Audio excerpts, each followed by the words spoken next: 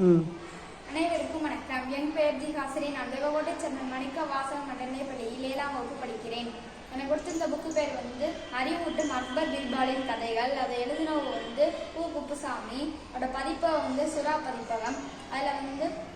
அதில் கலப்படம் பொழிந்ததுன்னு ஒரு கதை படிச்சிருந்தேன். அதில் அக்பர்ன்றவர் அரசராக இருப்பாராம். பீர்பாலுங்கிறவர் அவரோட நண்பராக இருப்பாராம். ஒரு நாள் அரசவையில் அந்த நாட்டில் உள்ள பால் வியாபாரிகள்லாம் அந்த நாட்டு மக்களுக்கு கலப்படம் பண்ணி அந்த பாலை கொடுப்பாங்களாம். அதை பீர்பாலுங்கிறவர் கண்டுபிடிப்பாராம். ஒரு நாள் எல்லாருக்கும் இந்த பாலை கொடுத்து இது முதியோர்கள், அதுக்கப்புறம் சின்ன குழந்தைகள், மாற்றுத்திறனாளிகள் அவர்களுக்கெல்லாம் ரொம்ப நோய் முத்தி போயிடுமா. அதனால எல்லாரும் இறந்துருவாங்களாம்.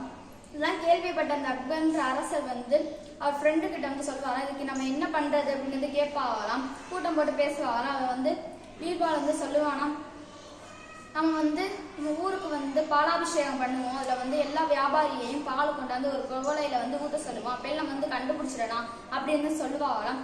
அதோட அந்த அரசர் எல்லா மக்கள்கிட்டையும் சொல்லுவாங்களாம். அப்ப பால் வியாபாரிகள்லாம் நினைப்பாங்களாம், எல்லாரும் ஒரிஜினலான பாலை ஊற்றுவாங்க, நம்ம கலப்படம் பண்ணா யாருக்கு தெரிய போகுது அப்படின்னு நினைப்பாங்களாம். அப்பையில எல்லாரும் தன்னைத்தானே நினைச்சுக்கிட்டு ஒவ்வொருத்தரும் அதில் கலப்படம் பண்ணுவாங்களாம். அப்பையில அந்த பீர்பால் பார்த்துருவானா. அதோட அவர் அக்பர்கிட்ட போய் சொல்லிடுவானாம். அதனால அந்த அரசர் சொல்லுவாராம், நீ எல்லாருமே நீங்க கலப்படம் பண்றீங்க, அதனால உங்களுக்கு நீங்க இனிமே பால் வியாபாரமே நீங்க பண்ணக்கூடாது, நீங்க 5 ஆண்டுகள் சிறையில இருக்கணும், நீங்க அப்படியே தப்பிச்சு வந்தீங்கன்னா உங்களுக்கு வாழ்நாள் முழுவதும் சிறை தண்டனை அப்படின்னு சொல்லிடுவாங்க. பேரு அந்த பீர்பால் ஐடியா சொன்ன பீர்பாலை எல்லாரும் பாராட்டுவாங்களாம். இவனால நம்ம எல்லாத்தையும் கண்டுபிடிச்சோம் அப்படின்னு சொல்லுவாங்களாம். அவனுக்கு பொற்காசுகள் கொடுப்பாங்களாம். அவனுக்கு பொன்னாடை பத்தி அவனுக்கு நல்ல மனசை நல்லா சந்தோஷப்படுத்துவாங்க. அதனால அவனும் சந்தோஷமா இருப்பாங்களாம். இதுல இருந்து என்ன தெரிஞ்சுக்கிட்டோம்னா புத்திசாலியா இருக்கும். நன்றி, வணக்கம்.